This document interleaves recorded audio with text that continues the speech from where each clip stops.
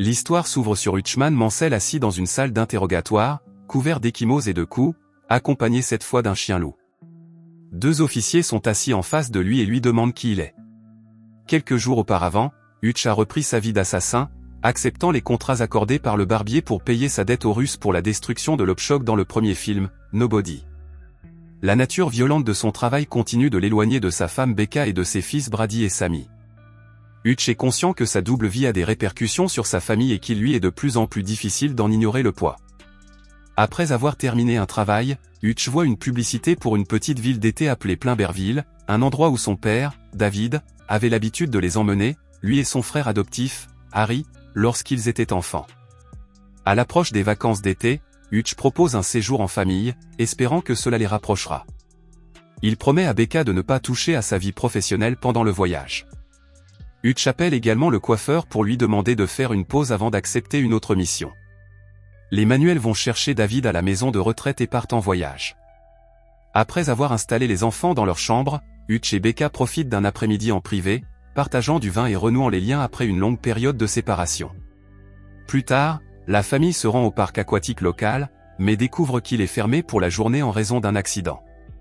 En guise de compensation, ils reçoivent des coupons pour des hot-dogs gratuits, et Hutch les emmène dans un restaurant voisin.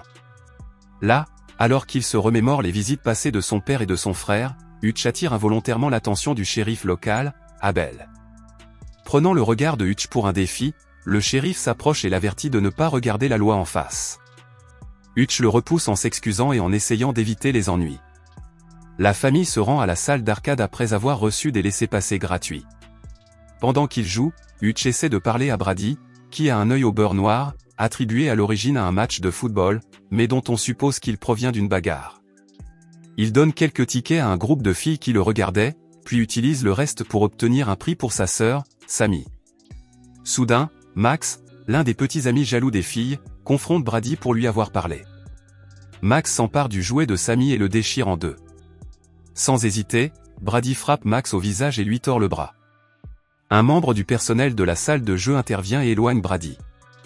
Hutch intervient rapidement pour tenter de calmer la situation. On leur demande de quitter la salle d'arcade. Alors que Sammy se penche pour ramasser son jouet cassé, l'un des membres du personnel la frappe à la tête. Hutch, essayant de rester calme pour le bien de Becca, commence à s'éloigner, mais s'arrête, se retourne et lui dit qu'il a oublié son téléphone. Il retourne à l'intérieur et se déchaîne.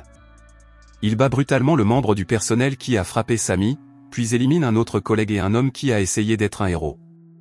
Plus tard, Hutch et Brady sont emmenés au poste de police. Brady, visiblement impressionné, déclare que son père était génial. Hutch le corrige en disant que ce qu'il a fait n'était pas génial et que Brady devrait s'efforcer d'être meilleur que son père. Le shérif Abel emmène Hutch dans son bureau où il est présenté à Wyatt Martin, le père de Max et puissant propriétaire du parc d'attractions Plainberville. Wyatt prétend que la ville lui appartient pratiquement et il est furieux que Brady ait blessé le bras de Max. Hutch répond en demandant ce que Wyatt aurait fait si quelqu'un avait frappé sa fille. Wyatt semble comprendre, mais il ordonne à Hutch et à sa famille de quitter la ville. À l'insu de Wyatt, le shérif Abel donne un ordre silencieux à ses adjoints. Suivez Hutch et débarrassez-vous de lui. Le lendemain, Hutch emmène sa famille faire une promenade en bateau.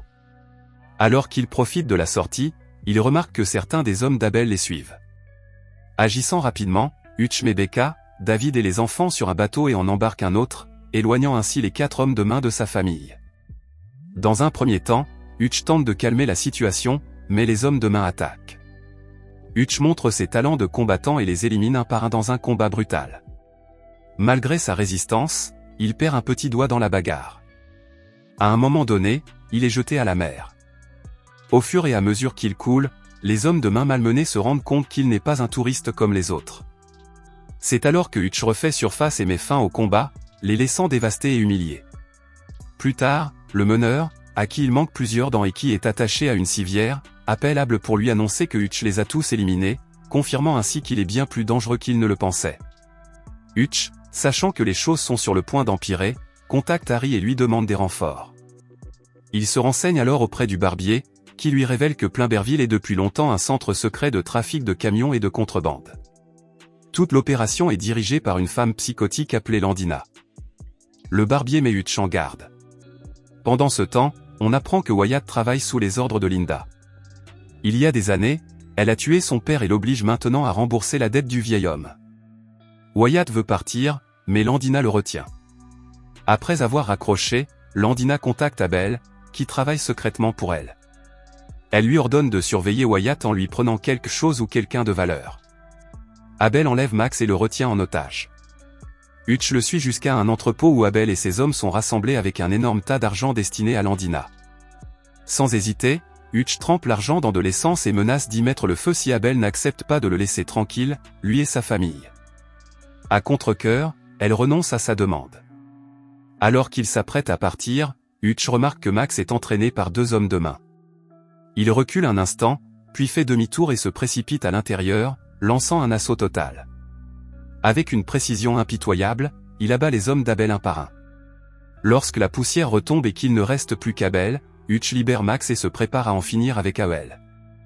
Mais quelque chose le retient. Au lieu de le tuer, il tire sur le plafond, mais touche accidentellement une lampe. Des étincelles jaillissent, enflammant l'argent liquide imbibé de gaz et un certain nombre de produits chimiques à proximité. Les flammes s'enflamment. Hutch attrape Max et s'échappe au moment où l'entrepôt explose derrière eux, emportant avec lui tout l'argent de Landina. La nouvelle de la destruction parvient rapidement à Landina. Ses biens ont disparu. Furieuse, elle examine les photos de surveillance de Hutch et de sa famille prises à Plainberville. Quelques instants plus tard, Abel, toujours vivant mais gravement brûlé, la contacte pour lui demander d'amener des renforts et de traquer Hutch. Comprenant que le danger est loin d'être écarté, Hutch demande à David de mettre Becca et les enfants à l'abri dans un pavillon voisin. Avant d'aller affronter Landina et de régler définitivement les choses, Hutch partage un moment de calme avec Becca. Il lui avoue qu'il n'a pas tenu sa promesse et lui propose de le quitter pour sa sécurité. Mais Becca refuse. Hutch rend visite à Wyatt, ivre et furieux de la disparition de Max. Au cours de leur conversation, Wyatt révèle la profondeur de sa haine pour Landina et explique comment elle l'a forcé à travailler pour elle après avoir tué son père. Il emmène ensuite Hutch dans une armurerie cachée, un arsenal que son père avait préparé pour combattre Landina avant qu'elle ne le tue. Harry et David se joignent à eux et le groupe entreprend de piéger tout le parc d'attractions de Plainberville en prévision de l'arrivée de Landina. Pendant ce temps, au refuge, Becca confie à Brady une responsabilité discrète, s'occuper des enfants. Puis, elle prend un fusil à proximité et dit qu'elle va se promener. Landina arrive au parc avec son convoi d'hommes de main, tandis que son homme de confiance, Cartou, dirige une équipe distincte pour attaquer le pavillon. Une fois à l'intérieur du parc d'attractions, Abel parle avec assurance à Hutch et Wyatt, affirmant qu'ils sont condamnés. Mais dès qu'ils se retournent, Landina ordonne froidement son exécution, le qualifiant de nuisible. Des coups de feu éclatent. Ces hommes se dispersent et tombent dans tous les pièges tendus par le groupe. Des mines cachées dans la fosse à balles, des montagnes russes truquées, des grenades qui se balancent. L'un après l'autre, les hommes de main se font exploser d'une manière comiquement violente. Pendant ce temps, Cartou et ses hommes attaquent la planque. Au moment où la situation semble s'envenimer, Harry fait irruption, armé d'un katana, et met les intrus en pièces. Il affronte Cartou dans un duel acharné et finit par le décapiter.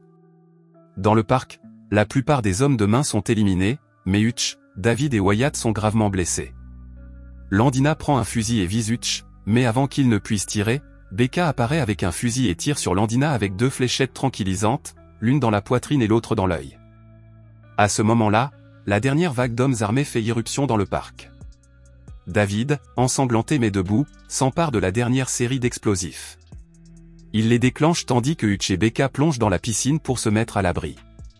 Une énorme explosion engloutit le parc. Landina, qui regarde la tempête de feu, sourit une dernière fois avant d'être consumée par les flammes avec ses hommes restants. Hutch et le chien-loup sont revus dans la salle d'interrogatoire. Cette fois, Becca est à leur côté. Les 2 officiers continuent de les interroger, essayant de reconstituer ce qui s'est réellement passé au parc d'attractions. Mais avant qu'ils ne puissent aller plus loin, ils reçoivent un appel téléphonique de leur supérieur qui leur ordonne de relâcher les capes immédiatement.